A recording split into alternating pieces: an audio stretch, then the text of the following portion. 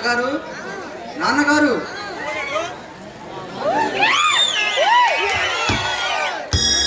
కృష్ణ నువ్వా?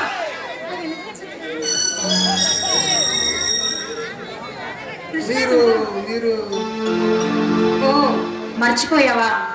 మనం కలిసి చాలా సంవత్సరాలు అయిందిగా, అందుకే మర్చిపోయి ఉంటావు. మీరు సంగీత గారు అవునా? అమ్మయ్య, ఎప్పటికైనా గుర్తుపట్టుకున్నావు. చాలా చాలా థ్యాంక్స్. అవును, ఎలా ఉన్నావు? ఏం చేస్తున్నావు? అలాగే పుస్తకాలతో కుస్తీ పడుతున్నాను. మరి ప్రపంచం అనేది ఒకటి ఉంది, అదేనా జ్ఞాపకం ఉందా? మర్చిపోతే కదా. మాటలు బాగా నేర్చుకున్నావే. ఎంతైనా మీ అంత కాదు. అవును, ఇందాక నుంచి మీరు మీరు అని పిలుస్తున్నారు. ఎంతైనా మీరు జమీందారులు. ఆఫ్టర్ నేను మీ దగ్గర పనిచేసే నౌకరి కొడుకుని. అయితే మాత్రం చిన్నప్పటి నుంచి మనం చదువుకున్న చదువులు, ఆడుకున్న ఆటలు అన్నీ మర్చిపోయావా? ప్రస్తుతం నాకు మర్చిపోవడానికి కూడా తీరిక లేదు. అంటే అంత సీరియస్ గా చదువుతున్నావా? నా జీవిత లక్ష్యం అదే కనుక కష్టపడి చదవాలి, మంచి ఉద్యోగం చేయాలి. నా గురించి కాకపోయినా నా కోసం నా తండ్రి ఎంతో కష్టపడుతున్నాడు. ఆయన కోసమైనా సరే నేను మంచి ఉద్యోగం చేసి చూపిస్తా. నిజంగా మీ నాన్నగారు చాలా అదృష్టవంతులు. ఎందుకు? మీ ఇంట్లో పనిచేసినందుక?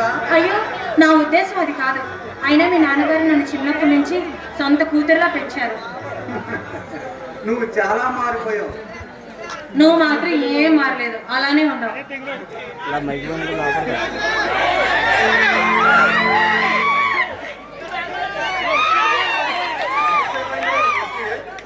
ఇప్పుడే వచ్చాను నాన్న.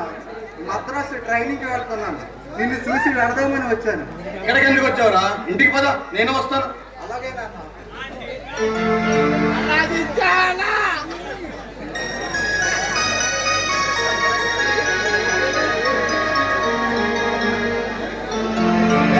అబ్బా, కృష్ణ ఎంత అందంగా ఉన్నాడు.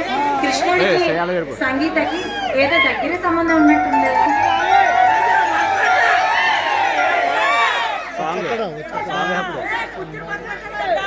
కుర్చీ కుర్చీ కుర్చీ ఎక్కడ